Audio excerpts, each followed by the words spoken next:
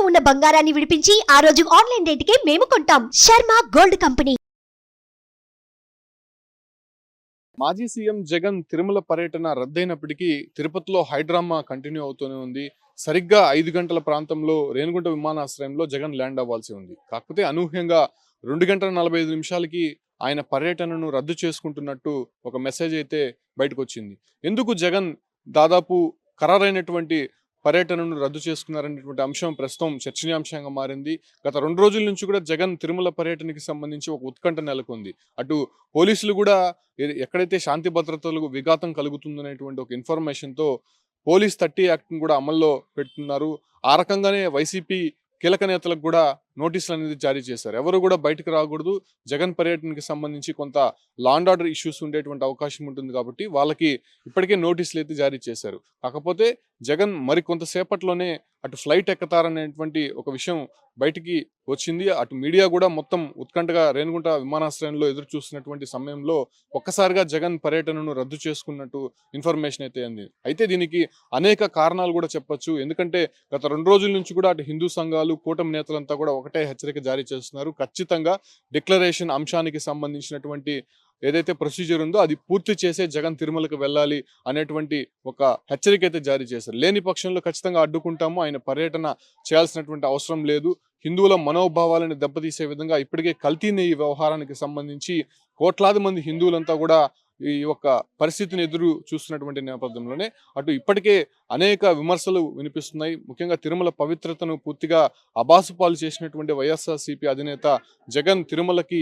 రావాల్సినటువంటి అవసరం లేదు అనేటువంటి ఒక హెచ్చరికలు అయితే జారీ చేస్తున్నారు. అయితే జగన్ ఈ ఒక్క పరిస్థితుల నేపథ్యంలో అటు ఖచ్చితంగా ఉత్కంఠ నెలకొంటున్నటువంటి తిరుమల పర్యటన నేపథ్యంలోనే ఒక్కసారిగా రద్దు అయినటువంటి అంశాలకు సంబంధించినటువంటి కొన్ని అంశాలు మనం చర్చిస్తే, ఒకటి పోలీస్ 30 యాక్ట్ అమల్లో పెట్టి వైఎస్ఆర్సీపీ నేతలకంతా కూడా నోటీసులు జారీ చేశారు. రెండవది ఖచ్చితంగా డిక్లరేషన్ ఇచ్చే తిరుమలకు వెళ్ళాలి, లేదంటే ఖచ్చితంగా అడ్డుకుంటామని చెప్పి అటు కూటమి హిందూ సంఘాలంతా కూడా హెచ్చరికలు జారీ చేశాయి. మూడోది డిక్లరేషన్ అంశానికి సంబంధించి ఒక కీలకమైనటువంటి అంశం తెరపైకి వస్తుంది.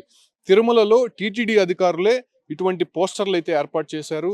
ఖచ్చితంగా నాన్ హిందూస్ ఎవరైతే ఉంటారో వాళ్ళు స్వామివారి మీద భక్తి భావాలు ఉన్నట్టు, హిందువుల్ని నమ్ముతున్నట్టు, హిందూ సాంప్రదాయాన్ని విశ్వసిస్తున్నట్టు ఖచ్చితంగా సంతకం పెట్టే స్వామివారి ఆలయంలోకి వెళ్ళాలని ఒక టీటీడీ పోస్టర్లు అయితే రిలీజ్ చేసింది. ప్రస్తుతం తిరుమలలో మొత్తం కూడా ఈ పోస్టర్లు కొంత చర్చనీయాంశంగా మారుతుంది. ఈ పోస్టర్లో ఉన్నటువంటి అంశానికి సంబంధించి హైందవేతరులు ఆలయ ప్రవేశం గురించి కొన్ని నిబంధనలను అనేటువంటి అంశాన్ని చెప్తూనే కొన్ని చట్ట పరమైనటువంటి అంశాలను కూడా తెరపైకి తీసుకొని వచ్చింది. అంటే టిటిడి యాక్ట్ ప్రకారం 136, అదే రకంగా 30/1987 ప్రకారము నాన్ హిందూస్ ఎవరైతే ఉంటారో ఖచ్చితంగా డిక్లరేషన్ మీద సంతకం పెట్టే ఆలయంకి వెళ్ళాలి, స్వామివారిని దర్శించుకోవాలనేటువంటి ఒక నిబంధన తిరుమల తిరుపతి దేవస్థానంలో ఉంది. సో ఆ రకమైనటువంటి అంశాన్ని, ఆ ఒక ప్రొసీజర్ని కంప్లీట్ చేసే లోపలికి వెళ్లాల్సి ఉంటుందని చెప్పి కూడా టీటీడీ నేరుగా ఈ ఒక్క బ్యానర్స్ని అయితే మాత్రం తిరుమల మొత్తం కూడా ప్రదర్శించినటువంటి పరిస్థితి. అంటే తిరుమల తిరుపతి దేవస్థానం ఆలయములు కేవలం హిందువులకు మాత్రమే సంబంధించినవి.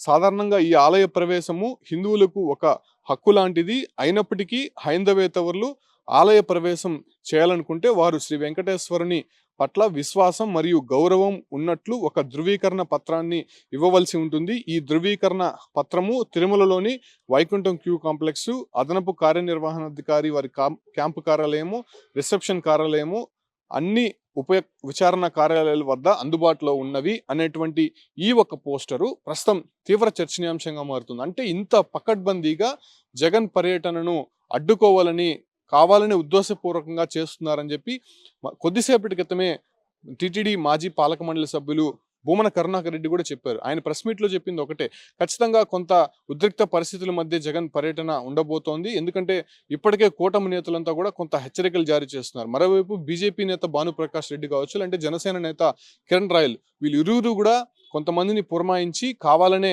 జగన్ కాన్వాయ్ పైన దాడి చేయాలని చెప్పి చూస్తున్నారని వైఎస్ఆర్సీపీ అఫీషియల్ పేజ్లోనే ఒక ట్వీట్ని అయితే పెట్టారు. సో అన్ని రకాలుగా ఇబ్బంది కలుగుతున్నటువంటి నేపథ్యంలోనే అటు జగన్ పర్యటనని ఒక్కసారిగా ఆయన వెనక్కి తీసుకున్నట్టయితే తెలుస్తుంది. అయితే చంద్రబాబు కూడా ఒక ట్వీట్ చేశారు. అంటే కలియుగ వెంకటేశ్వర స్వామి పైన, అదే రకంగా హిందువు దేవుళ్ళ పైన విశ్వాసము, అదే రకంగానే భక్తి ఆగమ శాస్త్ర ఆచారాలను టీటీడీ నిబంధనలను తప్పక పాటించాల్సి ఉంటుంది.